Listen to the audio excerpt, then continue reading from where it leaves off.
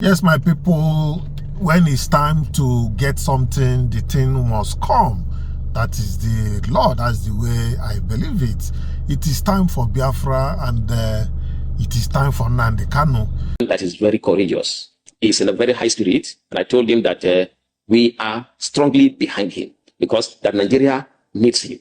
And we believe he will be released very soon so that we can work together to see that Nigeria get to the place where we all desire. Because you see, anybody in his right senses will agitate for what Nnamdi Kanu is agitated for. Why? Treat us equally. It's not an offense. If you're not treating us equally, let us leave. So what is an offense in this? Treat us equally. If you're not treating us equally, let us leave. We can stay on our own. Then you are... Yes, the Northerners now, they are now fully supporting Nnamdi Kanu. They are now coming out to speak out, even though I know that before they have been saying this, at the background, but now they are coming out to say that what this man is saying, there is nothing wrong with it. Treat us fairly. What is the problem with that? If I see any Igbo man campaigning or supporting the APC, my view is that he's either a coward or a hypocrite. If you cannot be a courageous Igbo man, you see, the Igbo people are blessed with courage, but that does not mean that you don't have cowards among them. Because you cannot have people, no matter how strong they are, you still have weak ones among them. Yes, the cowards among them are the ones who are supporting APC. Why are you supporting APC? So, again, why since last time we met? Yes. All right, you walked into Sokoto prison and sat with Nnamdi Kanu. What exactly did you go there to do or to achieve? Ordinary Nigerians are asking if this is a political mission or a personal visit. Oh, it was not a political mission. It was a personal visit, to tell Nigerians that we are all in this struggle to ensure that justice and the right thing is done. We would continue to fight injustice in this country. I believe that Nnamdi Kanu is not supposed to be in prison. I believe he is there for political reasons, not because he is guilty. He was already found guilty even before the commencement of the trial. He knew that was how the judgment was going. And the pronouncement of certain personalities like Kalu and some leaders from the Southeast attest to that, because it was hypocritical of Senator Kalu when he said that we should allow the judiciary to go on. Meanwhile, when he was sent to prison, he did not allow the judiciary to continue with their work. He used the political means to set himself free, even though there are the corruption allegations against him. To the best of my own knowledge, this is based on my personal understanding, they are real. He was supposed to be in prison, but due to political considerations, he was released. In the case of Nnamdi Kanu, I believe he is not supposed to be in prison. I give reasons for that. Whatever you will accuse Nnamdi Kanu to have done, Igbo did worse than that. Today, he's a free man. Whatever you will accuse Nnamdi Kanu to have done, Sheikh Zazaki did worse than that. He is a free man. Zazaki from the north, Igbo from southwest. Then why is Nnamdi Kanu in prison? That's why one of the respected traditional rulers, in the presence of President Tinubu and other traditional rulers, he did mention this, and I was very happy. I can't remember his name again. And that is the kind of leader that we need in this country, to tell authority the truth. Whatever you are accusing, he said that the Igbo and Nnamdi Kanu, they are the same. They are doing the same. They did the same thing. But I believe that that Nnamdi Kanu has not committed any offense. He is there probably because he's an Igbo man. And if this country has to move forward, we have to be treated equally. And if there's no equal treatment to all Nigerians, there can never be peace. We need justice. Is that justice that, yes, that if you claim that Nnamdi Kanu, yes, erred, and Igbo, they also erred, they were forgiven. So Nnamdi Kanu should also be forgiven, or clemency, since there's a court pronouncement now. But we all know in Nigeria that the judiciary is the most corrupt institution we have, followed by higher institutions of learning. The most corrupt institution is the judiciary, followed by higher institutions of learning in Nigeria. So there's nothing good that can come from the judiciary. They take orders from the presidency. including... Are you saying from a position of information or data available to you, or just your perception? No, it's not my perception. There was a data that was released by one of statistics that was carried out, and the data was released, and it accused the judiciary to be the most corrupt, followed by the media. I see the judiciary, I think judiciary first, then high institution of learning, or high institutions of learning, then judiciary. Because although when it comes to being irresponsible, the high institutions of learning, the lecturers are the most irresponsible. Why do you say so? You see, 60 years old lecturers sleeping with 16, 17 years old girls. I'll give you a specific example. The Faculty of Education in Ahmadu Bello University Zaria. I want to write to NUC to scrap the entire faculty because the majority of the lecturers there are running lecturers very irresponsible. I met with the head of the department in the Department of Library and Information Science, Dr. Habibu.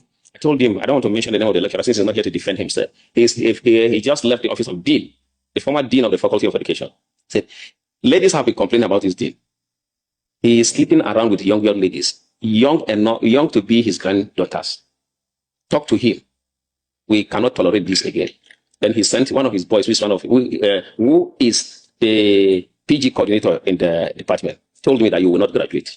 And true to his word, I've not been able to graduate. I did my defense. They asked me to do corrections. I've done corrections. They are not looking at it. So, and it's not that, the postgraduate studies, it's not like the first degree where you go to class to write exams. They are not looking at my work. For years, at first, I started a research on information management system for access and tracking of information on kidnapping. I wrote chapter 3, spent a lot of money, met security agents, got data, did that, he changed the topic. The topic that he approved, that was Professor Muhammad Zakari in the Department of Library and Information Science. He changed the topic. Gave me another topic, I wrote chapter 3, he changed the topic. Wrote chapter 3, another topic again, he changed the topic. All right, let's return to Nnamdi. What was your experience with him? What areas did you discuss? Yes. First, what he said to me, he was very happy. And he was in a very good spirit. He was not in any way disturbed. That shows the character of the man we are talking about. He was very strong. And when he was about to be brought out, I saw when the prisoners heard, they lined up to see their hero, to see a man that is very courageous. He's in a very high spirit. And I told him that we are strongly behind him because that Nigeria needs him. And we believe he will be released very soon so that we can work together to see that Nigeria get to the place where we all desire. Because, you see, anybody in his right senses will agitate for what Nnamdi Kanu is agitated for. Why? Treat us equally. It's not an offense. If you're not treating us equally, let us leave. So what is an offense in this? Treat us equally. If you're not treating us equally, let us leave. We can stay on our own. Then you are saying that, no, of course he has to agitate for that. This is my own personal view now. If I see any Igbo man campaigning or supporting the APC, my view is that he's either a coward or a hypocrite. If you cannot be a courageous Igbo man, you see, the Igbo people are blessed with courage, but that does not mean that you don't have cowards among them. Because you cannot have people, no matter how strong they are, you still have weak ones among them. Yes, the cowards among them are the ones who are supporting APC. Why are you supporting APC? Is it because when I was in DSS custody, the majority of the people there were Igbos, Kanuri. The majority, and around my cell were Igbos. All of them, they say they are IPOP. Let me tell you what it means. Once you have problem with anybody, that's what the DSS. You see, as a matter of fact, I've called on President Tinubu to make the DSS a department of the Nigerian Police Security Agency. The only thing they do very well, which is why the politicians are keeping them, is to fight or to humiliate perceived enemies of the politicians. That's the only thing they do. We'll go to that when we talk about the DSS. We'll return to that. Let's look at who authorized their visit. Was there anybody that facilitated their visit from high up there? Because we know that you don't just walk into prison facilities to see anybody, especially for someone like Nnamdi Kanu. I want to let you know that I am the NAN's president. I mobilized there. If they had not allowed me, at first they resisted. I would have remained there. I would barricade the road. That was my intention of going to Sokoto. You can't expect me to leave Abuja for Sokoto and you don't allow me. I made it clear to the person, to them there. You either allow me or nobody, or you also arrest me and keep me with him. So I made up my mind. That was why when I was going, I didn't go with my car. I didn't go with luggages. I went with 2 clothes so that in preparation for my arrest. And when they tried to say that no, it is weekdays, that you see Nnamdi Kanu only on weekends, I said I'm not aware of that. Why? Because there is no law that prohibits one from seeing anybody that is in prison. Since I know that, I made up my mind that these people, I know they are lawless. Most of the security agencies, with the exception of the military that I don't really have anything to hold against them, all other security agencies, they are very lawless. Once they have opportunity, they use the power given to them by the Constitution. They misabuse the power and to humiliate innocent citizens. So I'm ready to always resist that. I made up my mind I was going to see him, and it's either I see him or they will arrest me, because I will challenge them. I was going to see him again. That's all. All right. Why with him? Did he tell you anything in terms of your discussion, anything that shocked you, like maybe how he's being treated in the prison? No, he's not being treated badly. As a matter of fact, they respect him, because I see the kind of courtesy to him. They talk to him respectfully. That's the prison warders or whatever you call them. They talk to him respectfully. The only thing he showed me was that the judgments that freed him before, and how it is illegal for you to try somebody on the same offense which has been set free before. And he showed me constitutional provisions to support his claim that what they are doing is illegal. They do not have any powers. They don't have anything that is backed by law for them to go retry him over what he has been already freed in the court. And that he also showed me judgment that the court gave for him to be paid certain amount of money for the persecution which he went through. I saw all of those documents with him. He showed me relevant provisions of the Constitution and the offenses they are trying him, and how it is not in line with the laws of the country. And let's move on.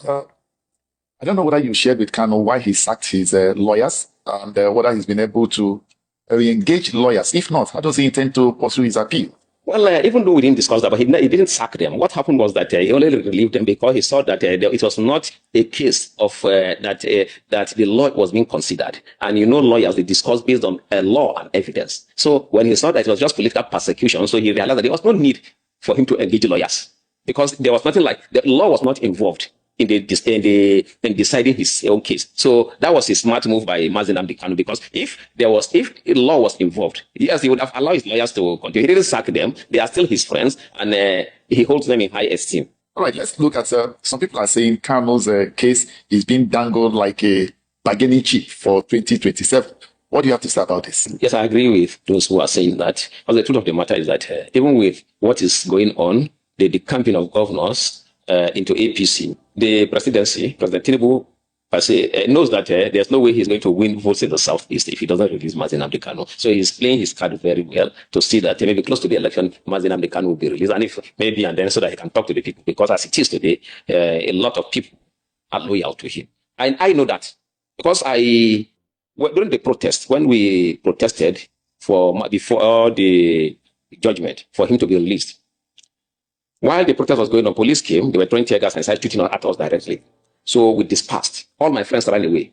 And I got to a junction where I became afraid, because people were gathered there. And at that time, because I still know that those people who abducted me are still trailing me to see how they can still hurt me. So I was alone, so I was afraid. Some guys came to me and said, "Oh, this is Comrade Atiku, the Nance president, who has been fighting for Nnamdi Kanu." I said, "Come, let's go." They took me. I said, "I don't know them." Later I realized these are Igbo guys. They were, in short, one, because my phone was not even with me. And I told one of them, he gave me his phone. And they provided security for me. They say, "You are a great man. We thank you. We appreciate what you are doing." So that shows that people love Nnamdi Kanu. And I now told them, "Why are you people not protesting with us?" Because it was around the down area, if you are going to around that legislative quarters. Where they sell spare parts around there, I've forgotten the name. Paul, thank you very much. Say, why are people not joining? We should not run from this police. Once they go, we should come back. Saying, the reason why we are being careful is that these people are heartless.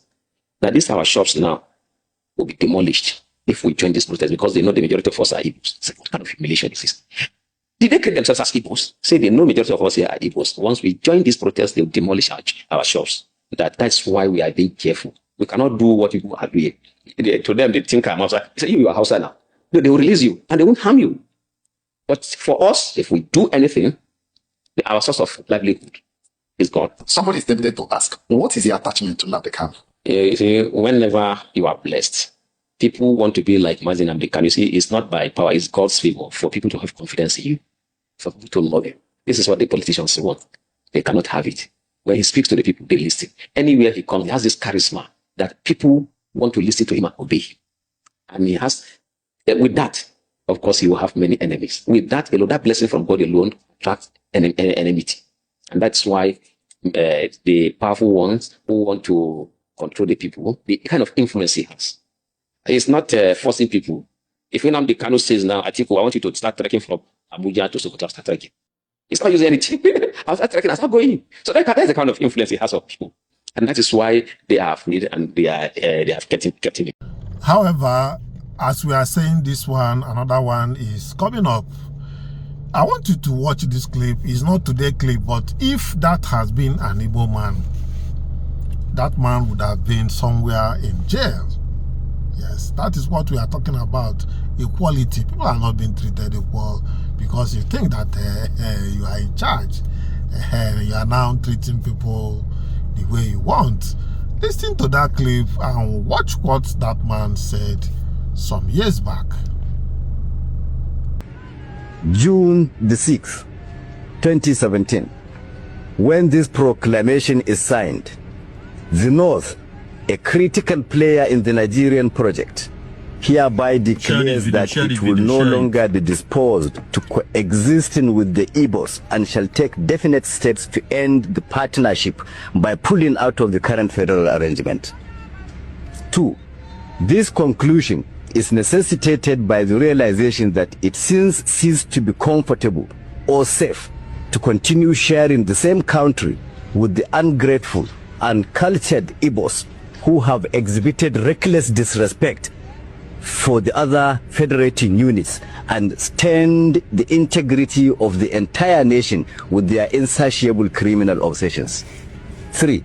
Rather than certain sections holding the whole country to ransom at every stage, each should be allowed to go its own way, as we categorically proclaim today that the North is fed up with being the same country with this pack of acrimonious Igbo partners. 4.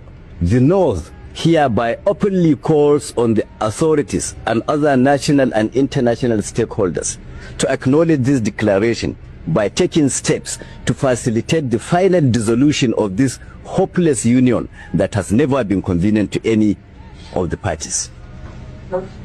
Prelude to final separation. 1. Recovery and control of landed property. As a first step, since the Igbo have clearly abused the unreciprocated hospitality that gave them unrestricted access to and ownership of landed properties all over the North, our first major move shall be to reclaim, assume, and assert sole ownership and control of these landed resources currently owned, rented, or in any way enjoyed by the ingrate Igbos in any part of northern Nigeria. Consequently, officials of the signatory groups to this declaration are already mandated to commence immediate inventory of all properties, spaces, or activity in the North currently occupied by the Igbos for future at the expiration of the ultimatum contained in this declaration. In specific terms, the groups are directed to compile and forward an up-to-date data of all locations occupied by any Igbo in any part of northern Nigeria, including schools, markets, shops, workshops, residencies, and every other activity spaces. 2. Relocation notice. Secondly, with the effective date of this declaration, which is today, Tuesday, June the 6th, 2017, all Igbos currently residing in any part of northern Nigeria are hereby served notice to relocate within 3 months, and all northerners residing in the east are advised likewise. 3. Enforcement. All northern civil society and pressure groups are by this declaration mandated to mobilize for sustained coordinated campaigns at their respective state government houses, state houses of assembly, local government council secretariats, and traditional palaces to mount pressure for steps to be taken to ensure enforcement of the directives contained herein. Conclusion. In conclusion, we are hereby placing the northern authorities, the Nigerian authorities, and the entire nation on notice that as from the 1st October 2017, we shall commence the implementation of visible actions to prove to the whole world that we are no longer part of any federal union that should do with the Igbos. From that date, effective, peaceful, and safe mop-up of all the remnants of the stubborn Igbos that neglect to heed this quick notice shall commence to finally eject them from every part. Do you know that Biafra have left Nigeria since 2017? Or rather, do you know that the rest of other regions have pushed Biafrans out of Nigeria since 2017? This is the reason why Peter Obi, Abaribe, what is the name of this somebody who met from Anambra State, went to Lagos State to intervene on the properties of Igbos or Biafrans that have been destroyed in trade fair. Tokumbo Wahab, who is the Minister of Environment in Lagos State, called them aliens, means foreigners. No wonder the new invented or rather reintroduced history book don't have a history about the Igbos. It's because of this video you just finished to watch. I tell you guys that it seems like we are the ones forcing ourselves to be with these guys through our so-called errand boys in government offices called ministers, senators, House of Rep members, elected, opposed, unopposed, selected, governors, and the rest of them in different positions. They are the one that is forcing the other rest of the Biafrans to join the zoo. That is the reason why you see the ill treatment they are giving to us. And our own governors and the House of Rep members and senators will not say PEM. All right, my people, having watched that video, I want you to also look into this one coming from David Hunde. You know him. He's an open reporter. He doesn't, trying to change some things, and he gives it raw. He goes deep to get information concerning situation of things. So I want you to listen to him. So I'm not saying that Sani Abacha is a good person. I don't think there are good people and bad people. But he's not your worst. Absolutely not. Okay. Absolutely not, even in the bottom three.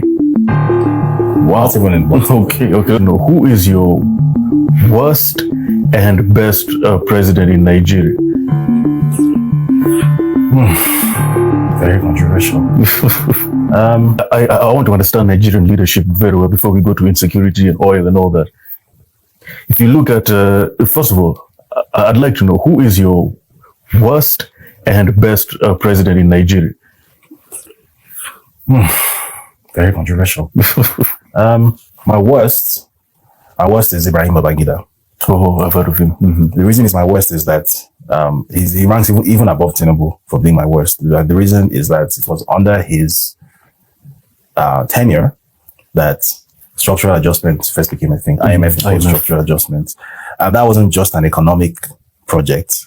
It wasn't just the economic debasement of Nigeria. It's led to so many other outcomes that we're witnessing now. So, for example, it was under Babangida that, for the first time, foreign ownership of Nigerian media was permitted. And in the 40 plus years since then, foreign money, American money has poured into Nigeria's information space, has made a lot of Nigerians think that they are deputy Americans. That has created problems for everybody. So even the concept of sovereignty doesn't make sense to many Nigerians now, because many Nigerians do not know that they are Africans. They do not. Many Nigerians think that they are assistant Westerners. Wow, interesting. Yeah, like to many Nigerians, if you say you are anti-West, you have said something wrong. Many Nigerians genuinely do not know that they are not part of the West. They genuinely, and I'm not being sarcastic when I say this, they genuinely do not know. They genuinely believe that, hey, we speak the same English, we worship the same Christian God, we wear the same Savio suits, they put on all these affectations of being what they're not, and they genuinely believe that they are both aligned. Meanwhile, as I always like to say, half jokingly, you're a monkey in a suit. Oh, they don't know that. And you can trace that back to Ibrahim Babangida. Because it was under him that not just the economic, but the cultural shift. What's the word I'm looking for? Terraforming of Nigerian society. That was when it really kicked off. And it's prior to Babangida, the concept of African pride was still a thing that was in the popular consciousness in Nigeria. The understanding of the world being a bigger place than Nigeria was a thing. Prior to Babangida, Nigeria used to have a reputation for being a country that supported and funded a bunch of African liberation movements, for example, a bunch of them. Whether it's South Africa, Mozambique, Namibia, Nigeria was involved in all of those things once upon a time. Babangida comes in and his government shrinks Nigeria's foreign policy, shrinks Nigeria's public space in such a way that the average Nigerian now doesn't really understand that there's a world outside Nigeria, that Nigeria exists within a wider geopolitical context. So if you're now in 2026 trying to explain to Nigerians that the war in Ukraine, for example, has direct implications for you, and it doesn't make sense. We can't perceive of it because their world begins at Jibia and ends at Sebe, the northern and southern borders. That's it. So you would, I don't know how many Nigerians you've met, but you will find if you meet with a number of Nigerians, you'll find that they are not even visually familiar with what the rest of Africa looks like. They are not visually acquainted with what the rest of Africa looks like. They think that the rest of Africa looks like Nigeria. It doesn't at all. But they don't know that. Wow. You might think that you've met a lot of well-traveled Nigerians, or there's a large Nigerian diaspora. Yeah. There's a large Nigerian diaspora with an asterisk. And the asterisk is that, let me ask you a question. Can you guess what the total percentage of Nigeria's population is that travels internationally every year? Well, travels or like goes out there and that has ever left Nigeria. Period. Because it has the highest immigration rate. I would think it's about 50%. 2%. 2%. Wow. 2% of 230 million is... That's, do my quick math. 4.6 million. That's more than the population of some countries. So if there are 4.6 million Nigerians who travel or who have traveled, those are the people you meet. So those are the people who give you the impression that Nigerians know a thing or two. Wow. The vast majority of Nigeria is insular, it's uneducated, it's trapped. So Nigerians like me that you meet, we are statistical outliers. We are not Nigerians in the real sense of it. Yeah, I get you. Wow. That's the reality. This can all be traced back to Ibrahim Babangida. It was under his administration that's horrible morphing of Nigerian mental architecture. That's where it began. Yeah. And then my best president. Wait, before you go to the best, I thought you would say your worst is Sani Abacha. No, actually, because they are because I've read horror stories about Sani Abacha. See, that in itself is the problem, isn't it? You've read horror stories about him. Whose stories? And where did you read them? Because even I myself, it's been a very painful realization, but I myself have had to, over the past couple of years, I've had to admit to myself that almost everything I know, or I thought I knew about Sani Abacha, came from poison sources. Okay. So when you realize, for example, that the people who call themselves NADECO, National Democratic Coalition, who supposedly fought Sani Abacha for return to democracy and all, when you realize that NADECO itself was a CIA project, it was not an organic entity, it was a CIA project and it had foreign funding throughout its entire lifetime. It then makes you start to question everything else. What else do I know about, or think I know about that 4-year period that came out of a poisoned information source? I'll give you an example of what I'm talking about. So the most common thing you've heard about Abacha is that he stole $4 billion, $5 billion, and that they're constantly returning parts of his loot from Switzerland. The part, for some reason, that is never, ever, ever mentioned is that under the Abacha regime, right? The Abacha, I shouldn't use the word regime. Under the Abacha government, Nigeria was under US economic sanctions. And actually, I was not permitted to take part in the global economy the way it is now. Several people close to him and who worked in that government have come out and said several times that the reason why sovereign funds were placed under personal names, like personal bank accounts in like tax havens and stuff, was because Nigeria was reduced to moving money around like a criminal just to be able to survive. Because Nigeria was not permitted to take part in the global financial system. That part is never mentioned. So a lot of that loot is actually sovereign funds that had to be moved using these accounts, using the architecture of money laundering. Okay. That's actually what was happening. Nigeria was under sanctions. And that this sanctioned money, they've still not returned the bulk of it. The bulk of these sanctioned funds are still sitting in God knows where. And they know exactly where they are, and they still not returned the bulk of it. So every couple of years, they will make an announcement. They've sent a new tranche, $300 million tranche. But why have we done? Why? You have to ask them, and that's the point I'm making. That a lot of the information you hear is poisoned. You will also hear, for example, that he was a killer, which he was. His government went around murdering people, which they did. Okay. What you don't hear is who were those people. Because when you then realize that Sani Abacha and Muammar Gaddafi were basically the same person, absolute nutcases, but nutcases that had a method. Exactly. A method to their madness. Exactly. And that had the same goal in mind, which was attainment of some form of sovereignty. Okay. In the face of several odds. And that these people, including the name you mentioned, these people were all working for someone else. Kensaro. Yeah. So was Kensaro a hero? Well, yeah, he was a great literary figure. He wrote some things. Brilliant. But you could also say that Wole Soyinka is he won the Nobel Prize for literature or whatnot. But anybody who knows anything within the space will tell you that Wole Soyinka, at the very least, if he's not an active asset now, at the very least, has worked for the US government before. Like, this is a documented fact. So is he a hero? But I mean, was it Trump revoked? Was it his passport or his visa or something? Yeah, he threw a tantrum and Trump threw a tantrum back. Two silly old men. The point is, a lot of this information that comes from that era was we only had access to one side of the story from that era, and a lot of the information that was presented was coming through that poison lens. So the only story I ever heard growing up, Abacha was a murderous dictator. He stole Nigeria's money, and his wife and kids were like Uday and Saddam Hussein's children, Uday and Kwesi. That those are Abacha's kids, basically. Those are the only stories you ever heard.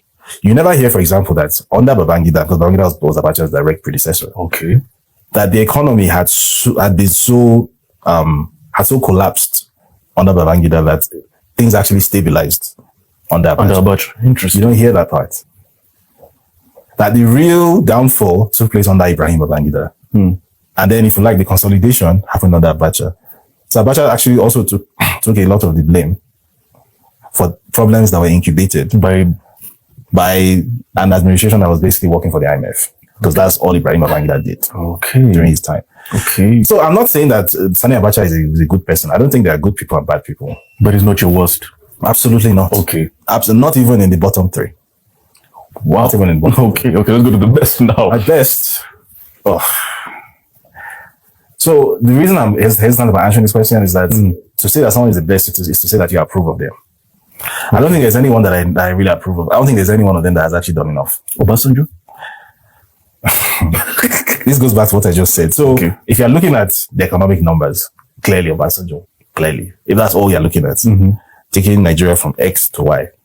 Olusegun Obasanjo by like night and day. Okay. Maybe Goodluck Jonathan second. But Obasanjo, and this has been very well documented in several places. This is not just me saying it. This is the thing that has been documented by multiple people. Obasanjo, throughout his career, both in military and as a retired military officer, has been a very close friend of the Americans. Okay.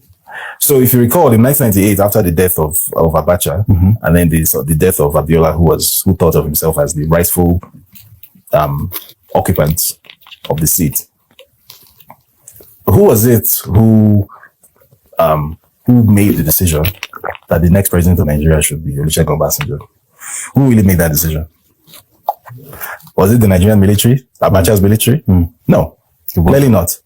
So who was it? Abacha's military couldn't have made such a decision because Abacha was the one who put Obasanjo in prison. Oh, yeah, I remember. Yeah, Abacha's people did not like Obasanjo. Yes. It's not Abdul Salam Abubakar who was like a lame duck placeholder. The person that made that, who actually made that decision was Susan Rice. That was, as far as I'm concerned, that was Nigeria's real head of state. Who was Susan Rice for people who don't know? So she was a US diplomat. Diplomat is a code word for high-ranking CIA operative. Interesting. Okay. Right? That's what she was. And as far as I'm concerned, after Abacha died, she was basically the de facto head of state of Nigeria. She was the one who made a bunch of those decisions. Wow. So somebody who has always, at every point in his career, has always had those whispers surrounding him.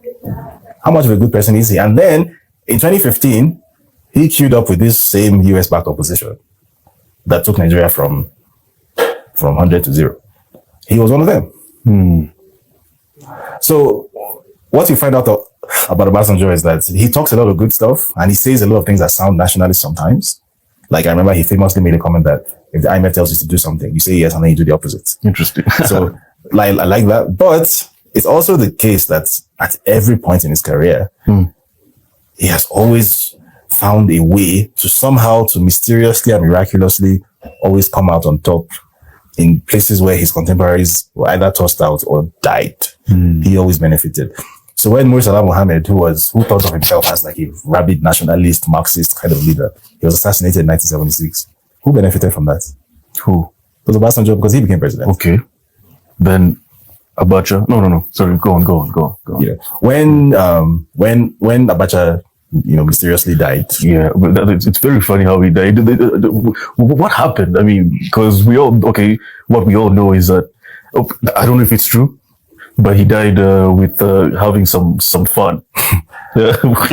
Again, that thing about poison information, because somebody made sure that story got into the papers almost as soon as he died. That something about Indian prostitutes and apples. That's it. And that has become the accepted narrative for all these years. That he died of a heart attack because he was having sex with an Indian prostitute or something. Meanwhile, his chief of staff, what's his name again? General Al-Mustafa, has said several times, and for whatever reason, nobody ever carries the story, that a few days before Abacha passed away, that he received a delegation from the PLO, that's the Palestinian Liberation Organization led by Yasser Arafat, and that he shook hands with someone in that delegation. And that from that moment, when he shook hands, that he was not himself, and he died a few days later. And then, a few years ago, due to the usual declassification of information, we then find out that Yasser Arafat himself was working for the US government. It's not me that said that again. You can literally Google it. It's on public record. Yasser Arafat was a US agent himself. Okay. So how did Abacha really die? We will probably never know, because again, that's just an accusation. Until we see a signed document, maybe declassified 75 years from now, where it doesn't matter anymore. That's when we'll know. But again, a lot of what we heard from that period was just somebody putting, priming the pump, someone poisoning the well. So I wouldn't necessarily take it serious. But if I absolutely had to choose a best, I would choose Goodluck Jonathan. Okay. And to be honest, it gives me no pleasure to say that. Because it's like saying that the best is like, the worst is like a -5 out of 10, and the best is like a +2 or +3. Okay. 3 out of 10 is still yeah, it's not. But he is at least like, the best in terms of... By default. It wasn't really through any... so the economic breakout that we witnessed under him, the trajectory actually started under Obasanjo. Okay. So that was not entirely his doing, and it's not fair to credit him entirely for it. So it's like a 50-50 between he and Obasanjo. And then more importantly, the geopolitical, the credit I give to him for making or for not simply being another US puppet, I feel like it's not enough to not just not be a puppet. You also have to strategically be something. You can't just not be something. You also have to be something. So as he decided not to be a US puppet, it's clear that in a world that it's not really a multipolar world. There are 3 poles in the world, and we know what those poles are. If you are rejecting one pole, you have to align yourself with one or 2 other poles. That's the only way to survive. He didn't do that. Interesting. So yes, there was Chinese investment in Nigeria. Yes, they tried to sign a Naira Yuan swap deal. Yes, blah, blah, blah. But he knew months, if not years ahead of time, that there was a regime change operation that was being activated against him. He had all the time in the world to make a real statement. Fly to Moscow, sign a defense pact. We put do something that would have stopped Nigeria falling into the hands of these people in 2015. He didn't. He had every opportunity. And then afterwards in the interviews, he then says, well, he knows that there was the US government the US Navy had a ship waiting off the coast of Labadi in Ghana, that if anything had happened, they'd have invaded. Yes, but that would only have happened if there was no counterbalancing force. If there's a US Navy destroyer off the coast of Labadi and there's a Russian Navy destroyer off the coast of Takwa Bay in Lagos, nothing will happen. Because now, because Russia is there now. Nothing will happen. I think he fell into that trap of, that very disingenuous thing that some people who call themselves anti-imperialists do when they say that, they're all the same. So they'll say that, the AES is not doing anything revolutionary. They're just exchanging one imperialist for another. That they're aligning themselves with Russia. Putin is an imperialist. You know that thing they say, which is like one of the most dishonest things I've ever heard, but I think he fell into that trap. Where I'm not going to be a US puppet, but at the same time, I'm just going to be a sitting duck.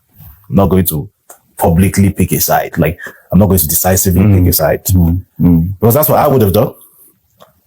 And if I were ever to get into power in Nigeria, which is not very likely, but if I were ever to do so, if I were ever to do so, I mean, this is not something I'm saying with any kind of hesitancy whatsoever. The week that I got into power, that same week, like my first international visit would be to Moscow. Interesting. To sign all manner of defense pacts. And it's not because, Russia is coming to save us. No, it's because the seriousness of the situation that you are in warrants corresponding force. Okay. It's as simple as that. You cannot try to be a sovereign country where there's some guy in Washington that some Anthony Blinken or some Mike Pompeo or some Marco Rubio, who has the power to sign off on an operation to carry out a decapitation strike against your government, and you call yourself sovereign. Like Nicolas Maduro was trying to be sovereign, but it clearly wasn't. Yeah. We know that now. It clearly wasn't. Yeah. So if you're not, like, what if you haven't done what the AES have done, you haven't done anything, in my opinion. The AES, they have picked a side. They have been very explicit about it. They have Russian air defense systems in their country. They have Russian military advisors. They have assistance from Russian intelligence. Again, none of this is because, Russia is sugar daddy that's not to save anybody. Russia has their own interests. We all know that. We're not babies here.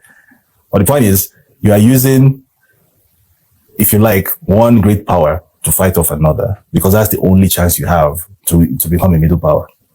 Right? Because right now you are not a power at all. You are grass. That is at the mercy of everybody else. So, if I were to craft that plan, I would say, fine, I get why you're going to Russia, but is there a plan that we can formulate as an African? Of course there is. And of course that will be the long term. That is the ultimate long term plan. Nothing can replace that. Because even in the AES, and I think I said this on another platform a few weeks ago, that Russia is willing to give the assistance it's giving in the AES now because it has its interests. The conflict in Sahel is directly linked to the conflict in Ukraine. Okay. That's why Russia is so invested in what happens in the Sahel. From Russia's point of view, continued European access to cheap African minerals is a problem for Russia. Because number one, that's starving Russia of revenue, because instead of Russia being the resource base of Europe, they're getting cheap resources from Africa.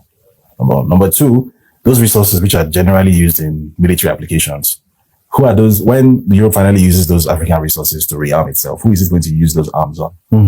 It's Russia.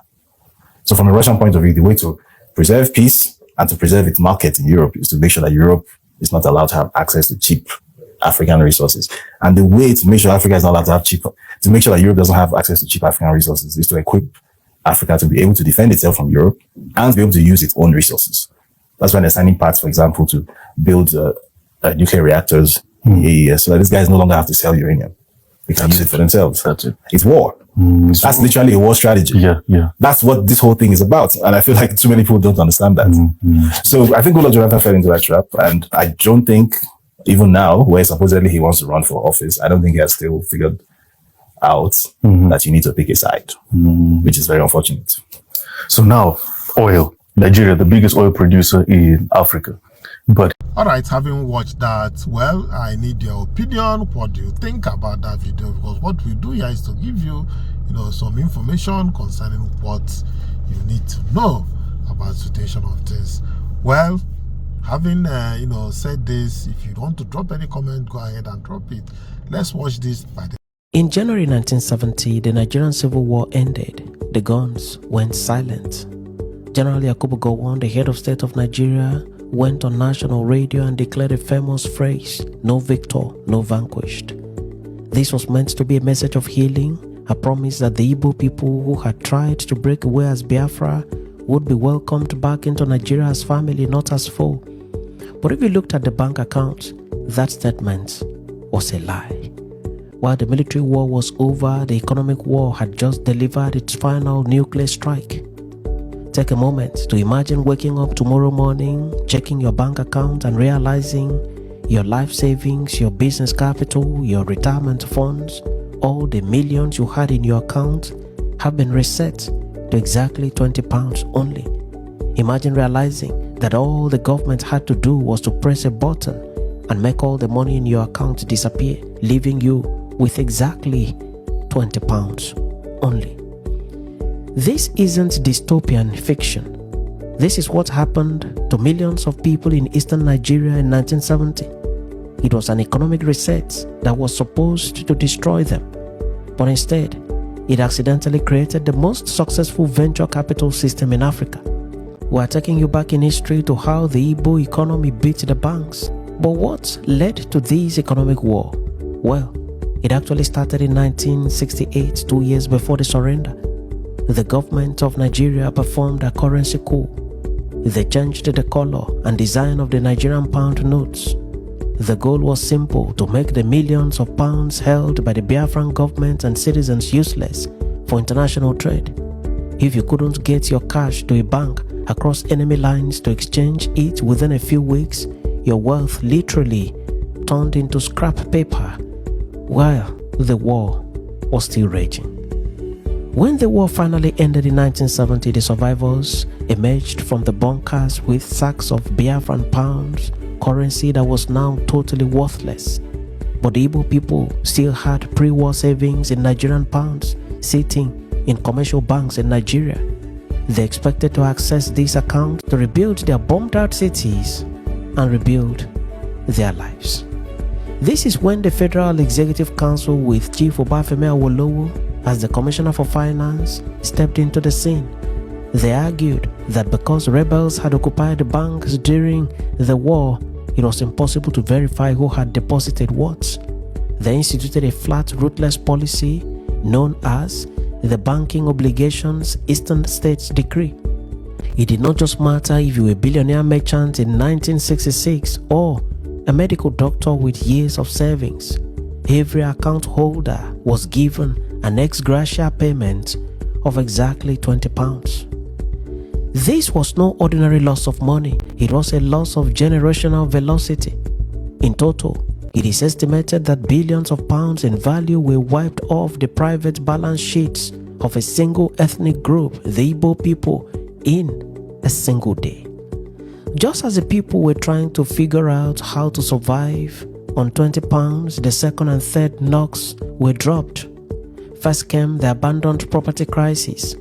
In cities like Port Harcourt, Igbo people who fled the fighting returned to find their homes, warehouses, and offices seized by the state and redistributed.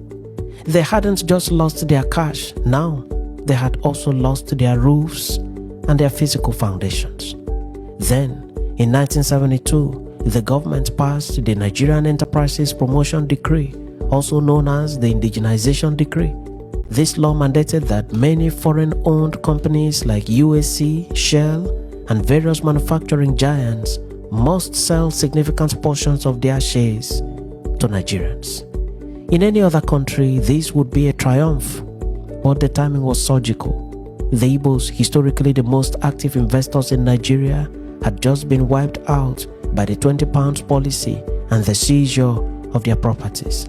They had no capital to buy these shares. As a result, The commanding heights of the Nigerian economy were bought up by others, while the Easterners were forced to watch from the sidelines. They were locked out of the boardroom, so they built the market square. Denied the stock exchange, they turned the street corner into a trading floor. They were effectively forced into the informal markets to survive. So, what do you do when capital doesn't exist? According to standard economic theory, the region should have remained in poverty for generations to come. But the Igbo people did something that defied economic theory. They revitalized and industrialized an ancient cultural practice called Ibaboy, the apprenticeship system. The system is built on a delayed gratification contract. A master takes in a boy, often a relative or someone from his hometown, for a period known as Imoahia, which means learning the trade. The boy is a servant in name, but a student in practice. He is fed and housed, but he receives no salary for 5 to 7 years. But it wasn't just about cash. The system built a human fiber optic cable of information. An apprentice in Onitsha knows the price of a spare part in Guangzhou before the bank in Lagos even opens. They created a logistic empire where a container can move from Shanghai to a rural village in Abia without a single formal insurance document, backed entirely by the social credit of the network. The settlement, known as, is the climax of this journey. It is a public ritual. The master brings the apprentice before the family or the village elders and hands over a lump sum of capital, often along with his first shipment of goods. In a world where banks refused to lend to them, this was a peer-to-peer interest-free loan. The master isn't just giving money, he's giving his reputation. He introduces the boy to his global suppliers in Taiwan, China, or Germany, essentially saying, quote, his credit is my credit. This system created a multiplier effect that generated capital out of thin air. One successful trader would settle 3 boys. Those 3 boys would grow and settle 3 more each. 3 becomes 9. 9 becomes 27. Unlike Western systems where the chief executive officer might keep to his trade secrets to prevent competition, an Igbo master's success is measured by how many of his apprentices become competitors. By the late 1980s, this system had built the Onitsha main market into the largest market in West Africa. Today, markets like Alaba International, Electronics, or Ladikwo Auto Parts generate billions of dollars in annual turnover, rivaling the GDP of entire African nations. The system has even moved into the digital age, Lagos's computer age. The tech heartbeat and soul of West Africa runs on this same apprentice to master DNA. Economist Robert Newwith estimates that the Igbo apprenticeship system is the largest business incubator in the world. In Silicon Valley, a venture capitalist takes equity ownership in your company. In the Igbo system, the investor takes zero equity. He does it for honor, for community standing, and to expand his trade network. This model is so effective that Harvard Business School researchers now study it as a premier example of stakeholder capitalism. It has arguably produced more self-made millionaires than many of the world's elite business schools combined. However, the system isn't without its shadows. Because it relies on oral tradition and trust, it is legally vulnerable. Without written contracts, some apprentices spend years serving only to be dismissed by a dishonest master without a settlement. Furthermore, the system is facing a modern crisis of relevance. As Nigeria moves towards a degree-heavy economy, many families are choosing university education over a 7-year apprenticeship. The Iba boy is struggling to recruit the next generation of talent, even as the market it builds continue to dominate the continent. The 20 pounds policy was a punishment meant to ensure that the rebellious Easterners could never again pose a challenge to the center. But history is full of ironies. By stripping away the easy money and the ability to buy corporate shares, the policy forced the people to rely on a trust-based economy. They couldn't trust the government, they couldn't trust the banks, they couldn't trust the currency, so they trusted each other. They built an empire on the only thing the government could not seize from them, namely the social contract. The government tried to bury them under the weight of 20 pounds, but they did not know they were seeds. Today, the 20 pounds note is a museum piece, but the markets, the supply chains, and the global trade networks built by the apprenticeship system have become the true commercial heartbeat of the African continent. Yes, my people, you are welcome back from that clip, and I want to tell you that that if you have made your day today, please drop us a thumbs up and don't forget to drop your comment concerning what you've just watched. And I am still Chinedu, your presenter. I say bye for now.